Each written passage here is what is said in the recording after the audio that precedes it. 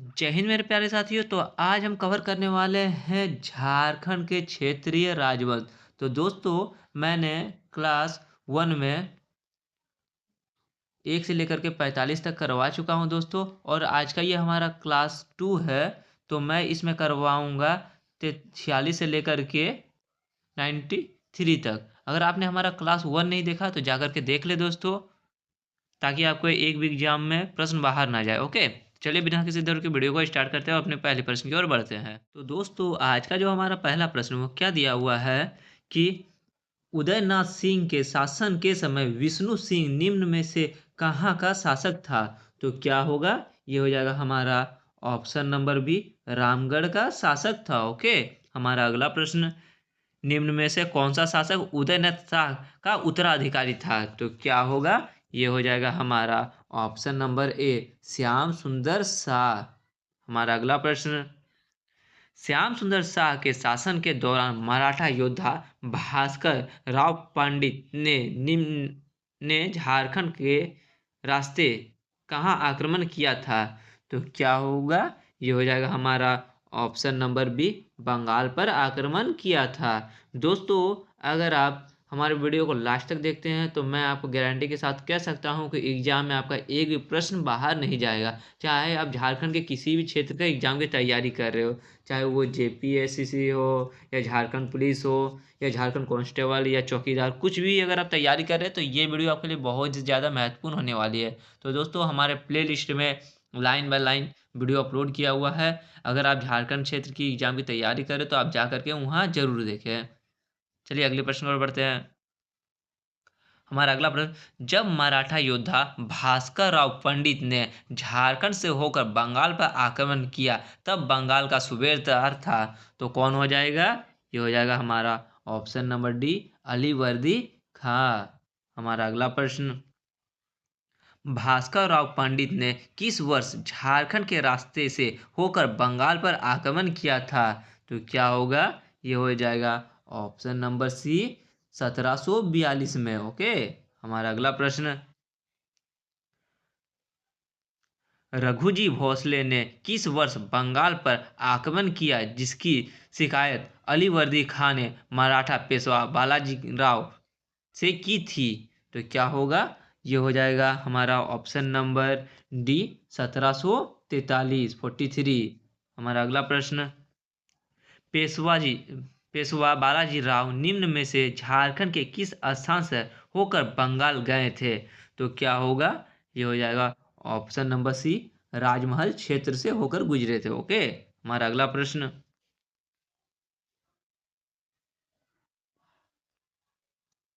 बंगाल पर आक्रमण करने के बाद रघुजी भोसले निम्न में से झारखंड के किस क्षेत्र से होकर अपने राज्य वापस लौटे थे? तो क्या होगा? ये हो जाएगा हमारा ऑप्शन नंबर बी, मानभूम क्षेत्र से होकर गुजरे थे। हमारा अगला प्रश्न, निम्न में से किस नागवंशी शासक के समय जमींदारी प्रथा का उन्मूलन किया गया था? तो क्या होगा? ये हो जाएगा हमारा ऑप्शन नंबर बी, सरननाथ शाह।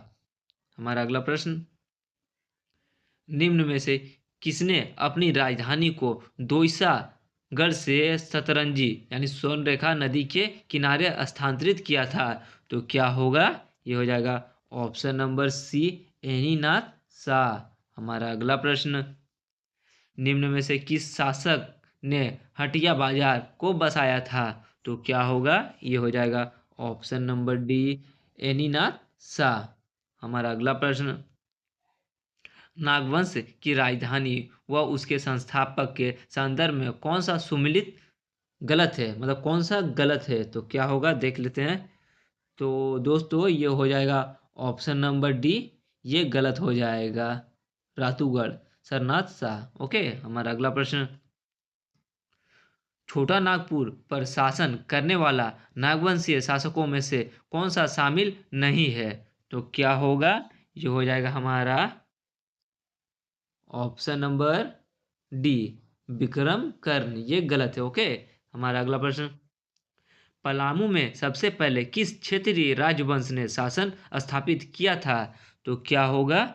ये हो जाएगा हमारा ऑप्शन नंबर सी, रक्सेल वंश। हमारा अगला प्रश्न, रक्सेल वंश रक्सेल स्वयं को क्या मानते थे? तो क्या होगा, रक्सेल जो है दोस्तों वो स्वयं को राजपूत मानते थे। ओके, जो कि हमारा ऑप्शन नंबर बी होगा। ओके, हमारा अगला प्रश्न, रक्सेलों का मूलतः किस क्षेत्र से पलामू से आगमन हुआ था? तो क्या होगा, ये हो जाएगा हमारा ऑप्शन नंबर सी, राजपूताना क्षेत्र से। हमारा अगला प्रश्न, रक्सेलों के शासन के समय पलामू में किस जनजाति की संख्या सर्वाधिक थी?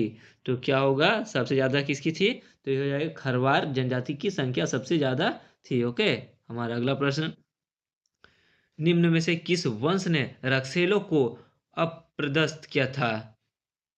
तो क्या होगा, ये हो जाएगा हमारा ऑप्शन नंबर सी, चेरो वंश ने। हमारा अगला प्रश्न, रक्सेलों के पलामू में शासक के समय खरवार जनजाति के शासक थे। तो कौन होगा, ये हो जाएगा हमारा ऑप्शन नंबर ए, प्रताप धवल।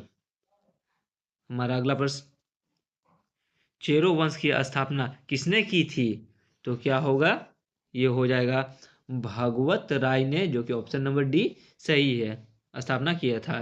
हमारा अगला प्रश्न, चेरो वंश के संस्थापना कब की गई थी? तो क्या होगा, ये हो जाएगा ऑप्शन नंबर बी, 1572 में किया गया था।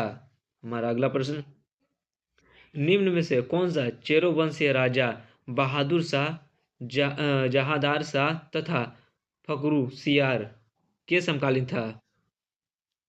तो क्या होगा, ये हो जाएगा हमारा ऑप्शन नंबर डी, साहेब, ये हो जाएगा हमारा ऑप्शन नंबर डी, साहेब राय।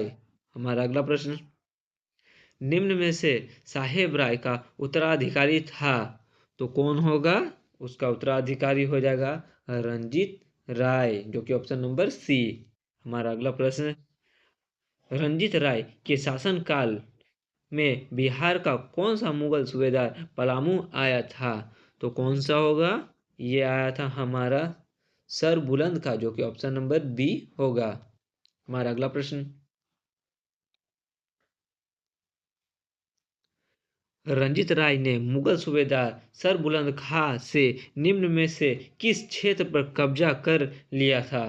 तो क्या होगा, ये हो जाएगा हमारा ऑप्शन नंबर सी, टोरी क्षेत्र पर कर लिया था, कब्जा कर लिया था। हमारा अगला प्रश्न, टोरी परगना कब तक रंजीत राय के कब्जे में था? तो कब तक होगा, ये था दोस्तों 1722 ईस्वी तक था, जो कि ऑप्शन नंबर डी सही होगा। हमारा अगला प्रश्न, निम्न में से किसने रंजीत राय की हत्या करके पलामू राज्य पर कब्जा कर लिया?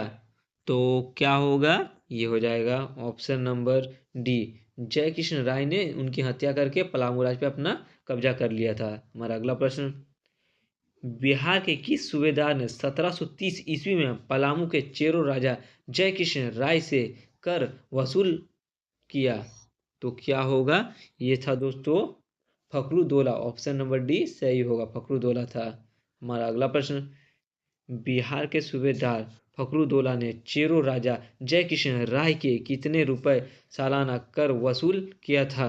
तो क्या होगा, ये होगा ऑप्शन नंबर बी, 5000 रुपया वार्षिक कर।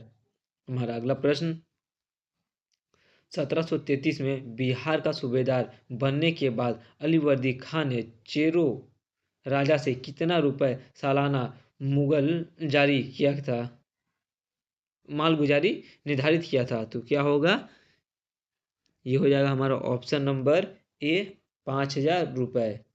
हमारा अगला प्रश्न, 1740 में ईस्वी में बिहार के किस मुगल सूबेदार ने चेरो राजा जय किशन राय पर 5000 रुपये वार्षिक मालगुजारी का निर्धारण किया?